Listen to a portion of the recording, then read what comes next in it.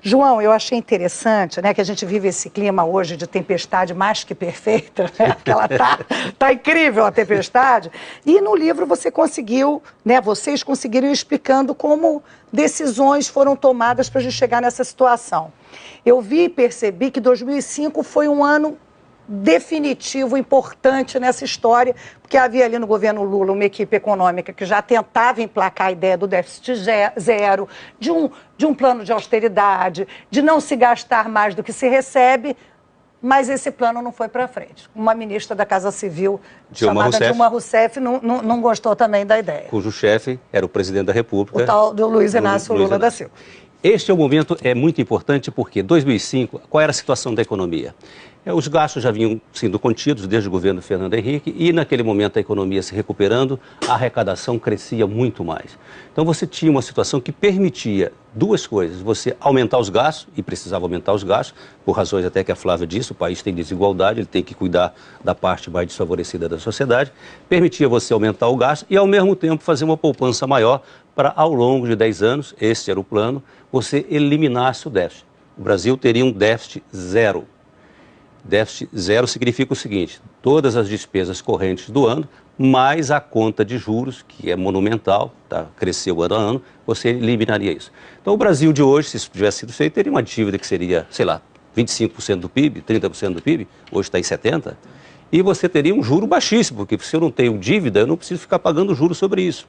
Então, nós comentamos até agora há pouco essa coisa do tempo muito longo, 10 anos é longo, 20 anos é longo. Estamos falando de 2005.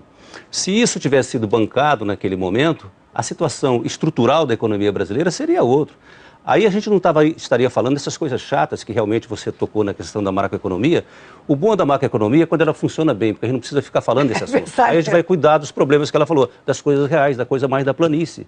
Porque as coisas são assim, se tem uma crise hídrica, todos nós vamos debater aquele problema. Se a gente abre a torneira e a água sai direitinho, aquilo não existe. Energia elétrica é a mesma coisa. Inflação é outro problema. Tem que mudar essa mentalidade Dívida pública no Brasil. É outro problema. Se ela está nos asfixiando, só nos resta debater esse assunto. E na época, se está controlado, não precisa. E na época teve a frase, né, folclórica da Dilma, que ela dizia, despesa é vida, né, gasto é vida. E esta né? proposta então, é muito rudimentar. Essa proposta de redução de déficit zero é rudimentar e não se avançou.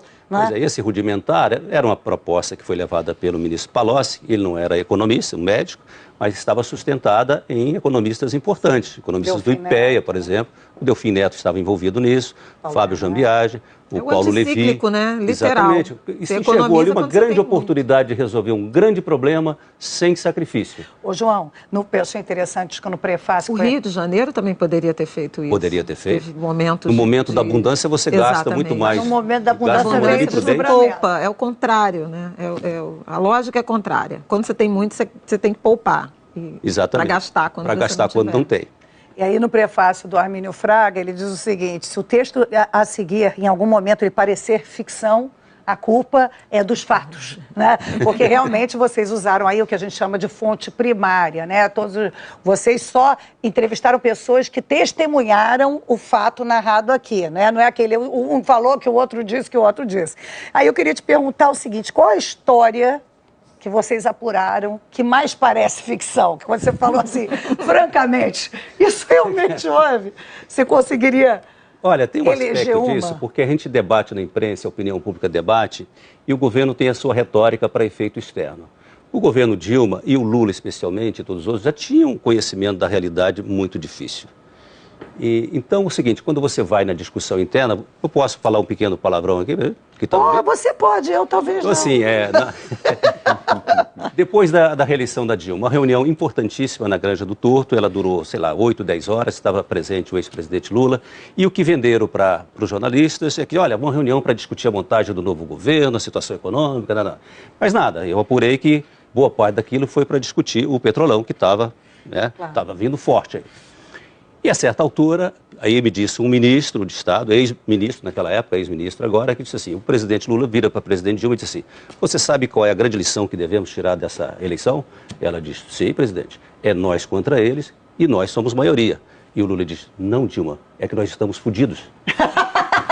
A conclusão é essa, né? Conclusão realista, mas realista. evidentemente que ele não veio dar uma entrevista para dizer. Ele tinha consciência dessa situação. Porque a gente tem que lembrar, né? Porque a gente, na cronologia popular, na nossa cronologia, a gente teve Mensalão e Petrolão, né?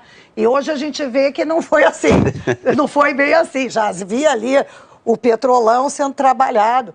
E mais esse escândalo do Mensalão ocorre antes da reeleição do Lula. E eu queria justamente perguntar em que medida esse primeiro grande escândalo comprometeu a política econômica. Em que medida aquilo ali fez o governo mudar, talvez, o rumo do caminho econômico. Esse é um ponto que, do ponto de vista político, eu acho extremamente relevante. Porque por que o presidente Lula ficou dividido entre essa questão de fazer ou não fazer o déficit zero? O presidente Lula, ao contrário da ex-presidente Dilma, ele ouvia, ele aceitava a discussão e depois tomava o rumo dele. O presidente Dilma já chegava, pelo que nós apuramos, já chegava com as conclusões. Então, ali ele está enfraquecido politicamente por causa do Mensalão. E tinha a reeleição pela frente em 2006. Era uma incerteza muito grande se ele teria força política para chegar e ser reeleito. Essa era uma dúvida. Aí há indicativos muito claros de que, olha, eu não vou para a austeridade, que eu posso precisar de uma abertura maior para gastos para tocar essa reeleição. Talvez aí tenha sido o ponto importante. Uma fonte que me colaborou com a gente nisso disse, olha, ele falava, quando a gente falava nesse assunto, ele dizia assim, ele nunca foi contra, mas ele dizia assim, mas como faremos com os nossos gastos, com os nossos programas sociais? Não podemos nos aprisionar numa proposta dessa? Então, o receio de enfrentar uma disciplina, estamos falando de disciplina, o receio de enfrentar uma disciplina, isso conter a liberdade de movimentos do governo. E, normalmente, essas coisas que levam aos grandes desastres.